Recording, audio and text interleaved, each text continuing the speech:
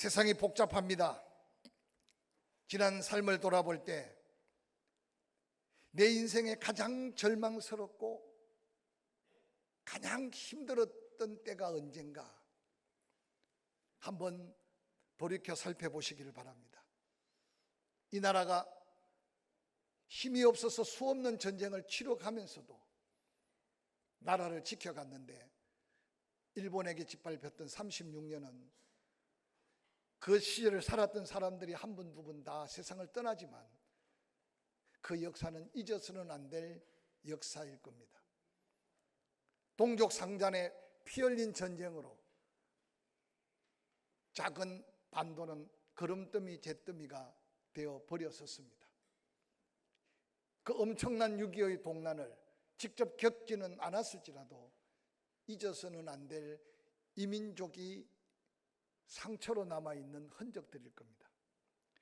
나라와 민족의 역사 외에 우리 개인의 역사 속에 아마 돌이켜 잊을 수 없는 고통의 순간들로 인해 때로 오늘의 우리가 더 은혜 안에 사는 것을 깨닫게 하시는 은혜를 경험할 수 있을 것입니다.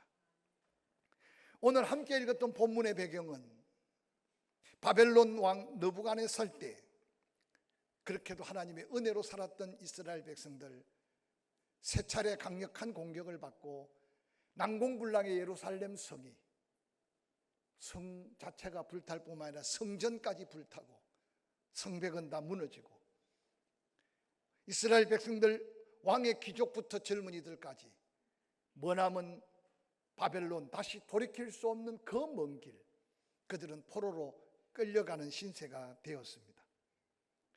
아무도 다시 돌이킬 기대와 소망을 갖지 못했던 그들 가운데 젊은이들 중에는 미래의 꿈을 접고 인생의 삶의 의지를 내려놓을 위기 속에 엄청난 바벨론에 짓밟혀 살았던 흔적들을 성경은 곳곳에서 소개하고 있습니다. 그 엄청난 변화, 그 엄청난 세상 위기 속에 놀랍게도 오늘 본문에 다니엘이라고 하는 사람은 세월이 변하고 환경이 변하고 수없는 생사를 건 위기가 다가와도 놀랍게도 그가 섬겼던 여호와 하나님 앞에 절대적 믿음을 가지고 변화되는 세상 속에 묻혀 사는 게 아니라 그 세상 속에 고고히 하나님의 영광을 드러냈던 한 역사를 다니엘서는 기록하고 있습니다. 건모술수 부정부패가 만연했던 정치세계 뿐만 아니라 하나님의 이름을 찾을 수 없고 우상을 숭배하며 이방 문화와 사로잡혀 있는 그곳에서 어떻게 다니엘은 그 믿음을 지켜가며 그 한 사람의 생명 보존뿐만 아니라 그 한 사람의 믿음으로 그 어마어마한 페르시아 제국 가운데 하나님의 이름을 높이고 하나님의 영광을 드러냈는가? 오늘 이 시대를 사는 우리에게 옛날 옛적 이스라엘 백성들이 겪었던 한 사건 속의 인물이지만 우리의 개인과 때로는 나라와 민족 앞에 위기 앞에 우리는 과연 어떤 거룩한 부담과 사명을 갖고 살아야 할지 도전하는 말씀이 본문에 숨겨져 있는 말씀입니다. 다니엘서 6장 1절은 이렇게 시작합니다. 다리오가 자기 뜻대로 고관 120명을 세워 전국을 통치하게 하였다. 그들 위에 총리 셋을 두어서 그 120명의 고관들을 잘 다스려서 다리오 왕국의 손해가 되지 않게 하기 위해서 그들을 세웠다. 6장 3절 그때 다니엘은 마음이 민첩하고 총리들과 고관들 위에 뛰어났다. 왕이 그를 세워 전국을 다스리게 하고자 마음을 먹고 있다. 이에 총리들과 고관들이 다니엘을 시기하고 투기하되 국사에 대하여서는 그를 고발할 근거를 찾지 못했다. 그는 충성되어서 아무 그릇됨도 아무 허물도 없었다고 성경은 소개하고 있습니다. 바벨론 즉 갈대아 왕조가 무너지고 메대 왕 다리오가 천하를 다스리게 될 때 당시 메대와 바사의 연합군을 지휘했던 바벨론을 정복한 사람은 바사 제국 장군 고레스였는데 고레스는 자기 앞서 다리오에게 왕권을 내어주고 이제 페르시아 제국을 세워갑니다. 다리오가 전국을 다스릴 때 그는 이전에 바벨론의 패망된 교훈을 생각하면서 그 넓은 페르시아 제국을 120개 지역으로 나누어서 각 도마다 방백들을 세웠습니다. 그리고 그 방백들을 다스릴 세 사람의 총리를 세웠는데 그들 가운데 한 사람이 바로 다니엘이라고 성경은 소개하고 있습니다. 특별히 다리오 왕이 그 세 사람의 총리 중에 다니엘을 그들을 또 다스리는 자로 세웠던 것은 바로 다니엘이 가지고 있었던 지혜와 총명, 그의 충성스러움에 있었다고 기록하고 있습니다. 특별히 다리오 왕은 당시 바벨론의 그 어마무시한 제국이 무너지게 된 것은 외부의 강력한 군사력이 아니라 내적인 요인이 바로 멸망의 요인인 것을 알았습니다. 바벨론 제국은 어느 날 그 엄청난 땅을 가지고 수많은 지배를 하면서 어느 날 그들의 리더들은 부정과 부패가 만연했고 백성들은 도덕으로 타락되기 시작했습니다. 특별히 그 백성들은 일 안 해도 먹고 살 수 있기에 일하기를 싫어했고 그들에게 주어진 풍요는 과소비와 사치에 젖어 있었습니다. 젊은이들은 장래의 꿈과 비전을 갖기보다는 세상 유행을 따라서 타락되기 시작했습니다. 그런데 놀랍게도 이런 현상은 정치적인 정권이 바뀌어도 변화가 없었습니다. 다리오 왕은 그 정세를 바라보면서 당시에 바벨론을 접수했던 고레스 왕은 바벨론을 멍들게 했던 정치범 3,000명을 십자가에 못 박아 죽이기까지 하면서 나라의 내적인 정화 작업을 펼치기 시작합니다. 근데 놀랍게도 그때도 총리로 있었던 이 다니엘은 오직 여호와 하나님을 경외하며 믿음으로 살았는데 주변 사람들에게 인정을 받고 그 죽음의 시퍼런 칼날 앞에 살아남았다는 사실은 정권이 바뀌어가는 그 혼란스러운 시대 속에 다니엘의 그 믿음을 다시 한번 드러내 보여주고 있습니다. 다니엘은 목숨만 건진 것이 아니라 여호와 하나님께서 주신 지혜로 말미암아 남다른 탁월한 행정력 또한 탁월한 리더십으로 새로운 정권을 가진 다리오 왕에게도 인정받는 귀한 인물이 되었습니다. 다리오 왕은 마음속에 이런 다니엘을 120도를 책임진 방백들을 다스릴 3명의 총리 중에 머리되고 위에 있는 총리로 삼으려고 마음을 먹고 있었습니다. 그때 다니엘의 나이가 80세가 넘어가는 고령의 나이였습니다. 세월이 바뀌고 세상이 바뀌어도 다니엘은 하나님 앞에 항상 같은 믿음, 하나님을 신뢰하며 의지하는 그 믿음 때문에 그 누구도 다니엘의 지혜를 견줄 자가 없었고 다니엘의 리더십을 따라올 자가 없었습니다. 다니엘은 왕의 신임을 받으면 받을수록 갈대아 사람, 바벨론에서 출세했던 사람들의 시기와 질투는 다니엘로 하여금 견딜 수 없는 위기로 몰고 갑니다. 오늘 갈대아 사람들은 다니엘을 향하여 이렇게 말합니다. 다니엘서 6장 3절에 다니엘은 마음이 민첩하여 총리들과 방백들 위에 뛰어남으로 왕이 그를 세워 전국을 다스리게 하는 그의 아름다운 충성스러움을 바라보면서 시기하고 투기하는 그들은 4절 이에 총리들과 고관들이 국사에 대하여 다니엘을 고발할 근거를 찾고자 하였으나 아무 근거 아무 허물도 찾지 못하였으니 이는 그가 충성되어 아무 거룩됨도 없고 아무 허물도 없음이었더라.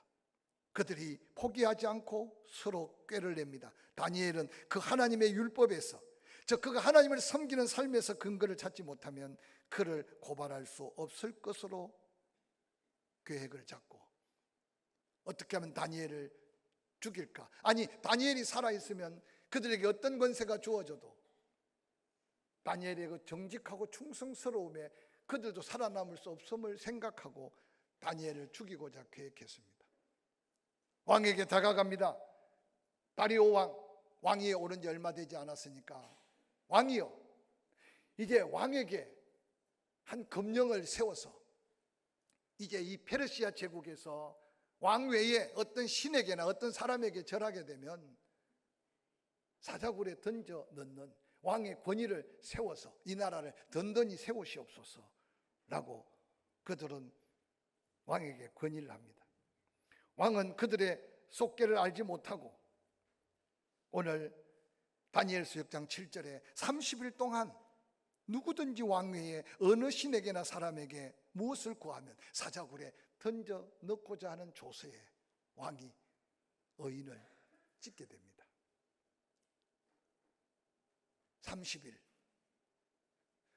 30일 동안 기도하기를 쉬고 30일 동안 하나님 앞에 예배하기를 쉬고 30일 동안 하나님 앞에 서기를 쉬면 이 사자굴의 엄청난 위기는 지나갈 수 있을 것입니다. 아마 다니엘도 염려되지 않았겠습니까? 내가 하나님 앞에 기도하고 내가 하나님 앞에 예배하고 내가 하나님께 경배하는 30일을 쉬고 이 위기를 지나갈 것인가? 아니면 절대 전능하신 하나님을 신뢰함으로 세상의 그 어떤 위기 앞에도 타협하지 않고 내가 여전히 해가는 대로 기도할 것인가? 근데 다니엘은 놀랍게도 30일 쉬고 가는 세상 사람들과 타협하는 방법을 선택한 것이 아니라 죽음 앞에 두려움 없이 하나님만 의지하는 믿음의 사람 다니엘서 6장 10절은 이렇게 기록하고 있습니다. 다니엘이 이 조서에 의인 왕의 도장이 찍힌 줄 알고도 자기 집에 돌아가서는 그 방 예루살렘으로 향하여 열린 창을 전에도 그렇게 열고 기도했던 대로 하루에 3번씩 무릎을 꿇고 기도하며 하나님께 감사했더라 라고 기록하고 있습니다. 기도하다가 아니 이미 고발한 사람들은 다니엘을 향하여 눈에 불을 켜고 바라보는데 그것도 전에도 행하듯이 예루살렘을 향해 열린 문을 열어놓고 그 위기 앞에 기도하는 다니엘의 기도는 얼마나 간절했으며 얼마나 확신에 찬 부르짖음이었겠습니까? 알고도 자기 집에 들어가 전에 행하던 대로 기도하고 있는 다니엘의 그 모습이 이 아침에 저와 여러분에게 비춰지는 모습으로 우리의 영적 생활을 한번 점검해 보시기를 바랍니다. 다니엘은 지난날 젊을 때 붙들려 와서 수없는 위기를 하나님의 놀라운 도우심과 은혜로 넘어가고 또 넘어갔습니다. 이제 80이 넘어가는 노고를 이끈 다니엘, 어떤 면에서 세상의 위기 앞에, 세상의 갖가지 시험과 박해 앞에 그의 믿음은 넉넉히 이겨왔던 단련된 믿음, 이길 만한 믿음. 저는 가끔 사도 바울이 초대교회 성도들에게 외쳤던 외침을 끊임없이 되뇌입니다. 감당할 시험에는 시험 당하지 않게 하시고 시험 당할 때는 그 시험을 이길 수 있도록 피할 길도 만드시고 피할 길 아니고 그 시험을 맞짱떠 이길 것 같으면 그 시험을 이길 믿음을 더해 주신다고 말씀하셨습니다. 이 말씀은 갖가지 시험과 갖가지 박해에서 믿음으로 이겨보지 않고는 이 말씀이 아멘 내 말씀으로 받아들이기 어려운 말씀입니다. 이 땅 살아감이 나그네 세월이라고 말하지만 천국에 대한 약속을 받은 성도들 수없는 연단과 시련, 때로는 하나님의 사명을 감당하고자 하는 자에게 사명 감당할 만한 믿음을 키워가려고 갖가지 연단의 시련들을 허락하십니다. 뒤돌아보면 다 이기고 또 이겼기에 오늘 이 자리에 우리가 함께 예배할 수 있음이 은혜인 것을 기억하시기를 주의 이름으로 간절히 축원합니다. 다니엘은 왕이 조서의 도장을 찍어서 온 천지 메대와 바사 제국 곳곳에 붙여줬습니다. 그런데 놀랍게도 그 누구도 왕의 의인이 찍혀있는 그 명령 앞에 모두가 순종할 때 유일하게 다니엘만큼은 전에 행하던 대로 기도하고 있는 그 모습이 오늘 사는 저와 여러분에게 어떤 도전의 메시지로 옛날 옛적 한 역사의 기록을 다시 기록하고 우리에게 듣게 하고 읽게 하시는지 한번 돌아보시기를 바랍니다. 뿐만 아니라 다니엘은 무릎을 꿇고 기도하며 그 하나님께 감사하였더라 라고 하는 이 말은 앞과 뒤가 맞지 않는 말씀 같지 않습니까? 현재 다니엘이 처한 그 현실, 그 현장, 감사할 제목이 뭐가 있겠습니까? 이제까지 수없는 위기 속에 하나님만 바라보고 믿음으로 이겨갔는데 내 나이 이제 80이 넘어 얼마 살지 못할 텐데 왜 마지막까지 나에게 이 같은 시련, 이 같은 위기를 주시느냐고 원망할 만도 할 것입니다. 근데 다니엘은 놀랍게도 기도하면서 하나님께 감사했다고 기록하고 있는 그 말씀은 이 세상을 살아가면서 앞으로 우리 앞에 지난날 시험을 이겼더라도 또 다른 시험과 시련이 다가올 텐데 우리에게 새로운 믿음의 도전의 메시지가 아닌가 생각해 봅니다. 시험 그 자체는 때로는 아픔이고 괴로움이고 손해고 절망이고 좌절이고 때로는 고통입니다. 그런데 놀랍게도 그 엄청난 고난의 걸음을 걸었던 사도 바울은 그렇게 외칩니다. 지금 당한 고난은 잠깐이다.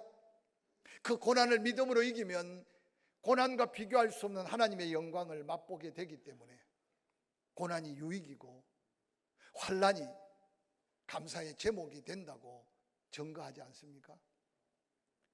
그럼 늘 죽음의 두려움에 사로잡히면서 살았던 사도 바울은 데살로니가 교인들을 향해 이렇게 외쳤습니다. 항상 기뻐해라. 쉬지 말고 기도해라. 범사에 감사해라.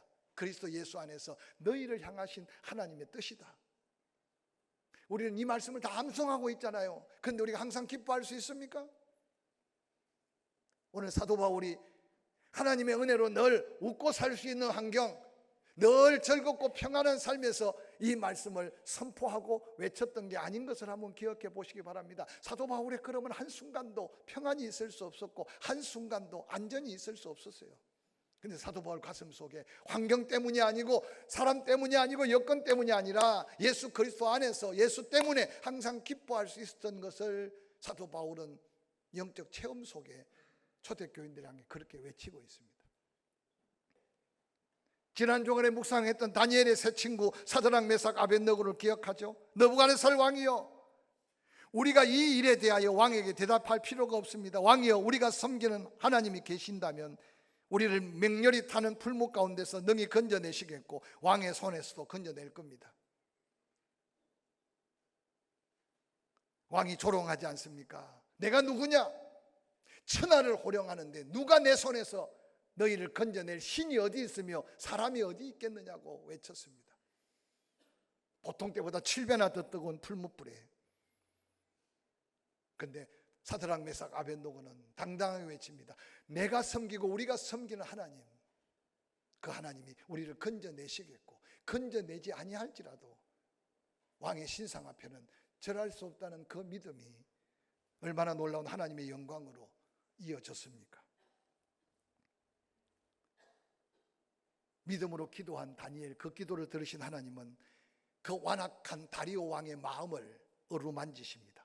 다니엘서 6장 18절, 왕이 궁에 돌아가서는 밤이 새도록 금식하고 그 앞에 오락을 거치고 잠자기를 마다하니라. 이튿날에 왕이 새벽에 일어나 급히 사자굴로 달려갑니다. 다니엘이 든 굴에 가까이 이르러서 슬피 소리질러 다니엘에게 묻습니다. 살아계시는 하나님의 종 다니엘아, 내가 항상 섬기는 내 하나님이 사자들에게서 능히 너를 구원하셨느냐라고 외치고 있습니다.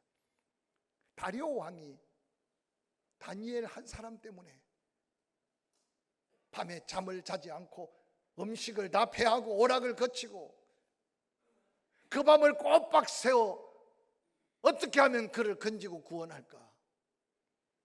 자기 한 사람의 생각 없이 찍은 도장 때문에 자기가 가장 아끼는, 아니 의지해야 될 충성스러운 신하를 잃게 된 다리오 왕.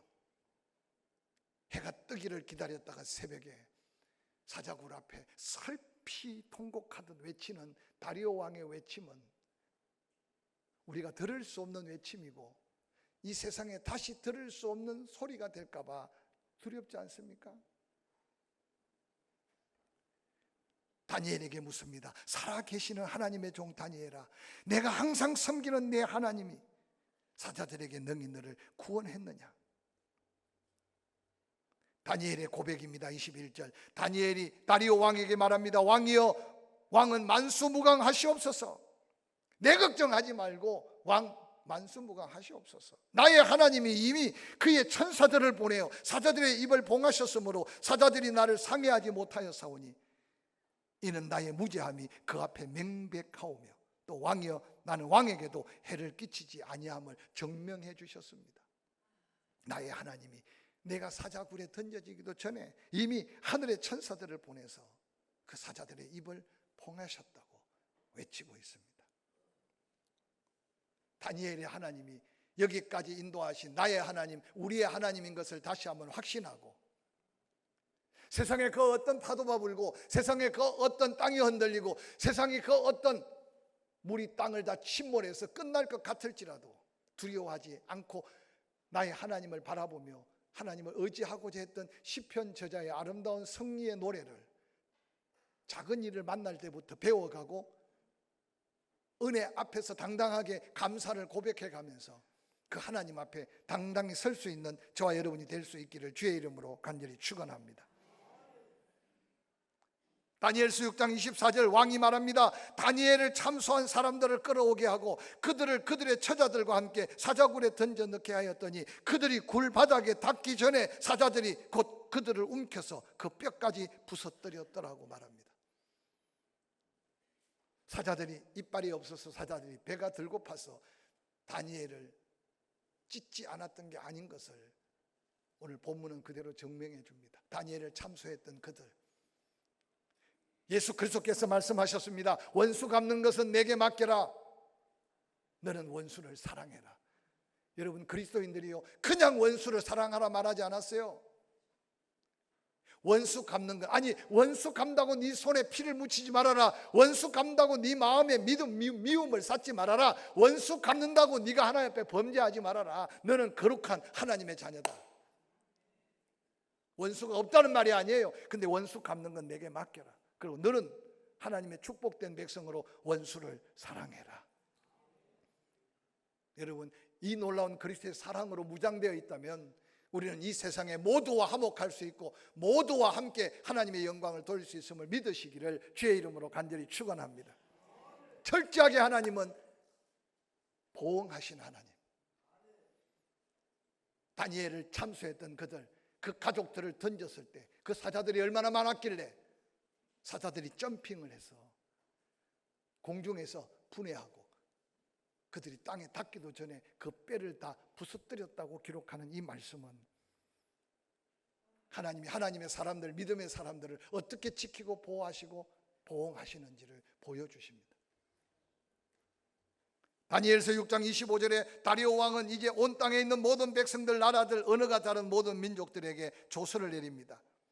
너희에게 평강이 있을지어다. 이제 조서를 내리노라. 내 나라 관할 아래 있는 사람들은 나 다니엘의 하나님 앞에서 떨며 두려워할지니 그는 살아계신 하나님이요 영원히 변하지 않으실 이시며 그의 나라는 멸망하지 아니할 것이요 그의 군대는 무궁할 것이며 그는 구원도 하시며 건져내기도 하시며 하늘에서든지 땅에서든지 이적과 기적을 행하시는 이로써 다니엘을 구원하여 사자의 입에서 벗어나게 하신 하나님이다. 할렐루야. 사랑하는 성도 여러분, 여러분의 직장이나 삶의 자리, 여러분과 함께 살아가는 삶의 주변에 많은 사람들에게 때 우리 한 사람 한 사람이 다니엘의 하나님이 나의 하나님인 줄 생각하고 고백하면서 그들에게 거룩한 하나님의 영광을 보여주고 드러내고 그들 입술로 하나님은 살아계신 하나님이라고 외쳐지는 그때가 하나님이 가장 영광을 드러내는 우리의 믿음의 삶의 현주소가 될 줄로 믿습니다. 다니엘서 6장 28절 마지막은 이렇게 결과를 소개합니다. 다니엘이 다리오 왕의 시대뿐만 아니라 바사 사람 고레스 왕의 시대에 형통하였더라 라고 기록합니다. 그 악랄한 느부갓네살 왕 때부터 인정받고 높임받았던 다니엘, 정권이 바뀌고 시대가 바뀌어가도 하나님은 여전히 다니엘을 세우시고 형통케 하셨던 하나님의 역사가 자기 하나님을 섬겼던 다니엘에게 주어진 영광이라면 우리가 섬기는 하나님은 어떤 하나님인가? 우리를 통해 드러내고자 하는 영광은 어떤 영광인가?